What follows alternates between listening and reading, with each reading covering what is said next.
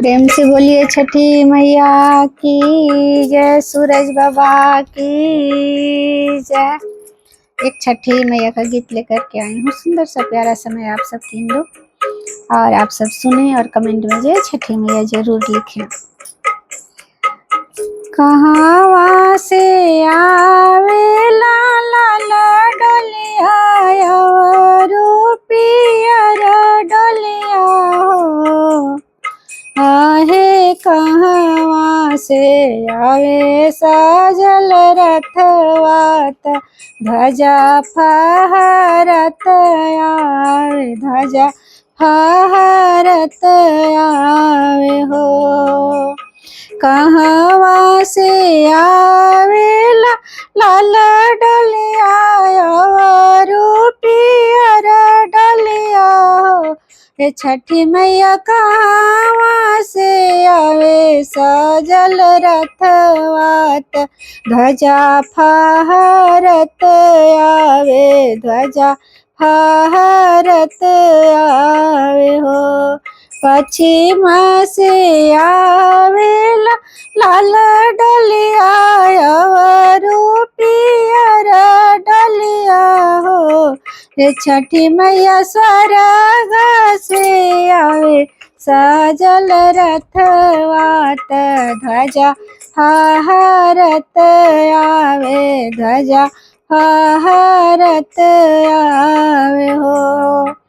के जे आवेला लाल डलिया के पियर डलिया हो, ये छठी मैया के जे आवे साजल रथवात ध्वजा फहरत आवे, ध्वजा फहरत आवे हो। छठी मैया आवेले लाल डलिया पियर डलिया हो, मैया सूरज बाबा आवसु सजल रथवात ध्वजा फहरत आवे, ध्वजा फहरत आवे हो। अरे हो आदित्य बाबा आवसु साजल रथवात ध्वजा फहरत आवे, ध्वजा फहरत आवे हो। कहाँ बैठाई वो में लाल डलिया पियर डलिया हो, छठी मैया कहाँ बैठे वो सजल रथवात ध्वजा फहरत आवे, ध्वजा फहरत आवे हो।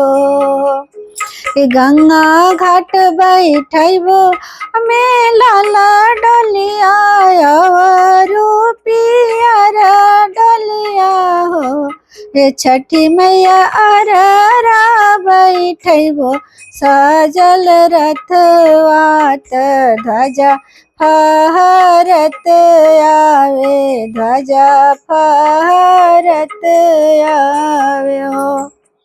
काई दे मानई वो में लाल डलिया, काई दे पियर डलिया पियर डलिया हो, छठी मैया काई दे मानई वो सजल रथवात ध्वजा फहरत आवे, ध्वजा फहरत आवे हो।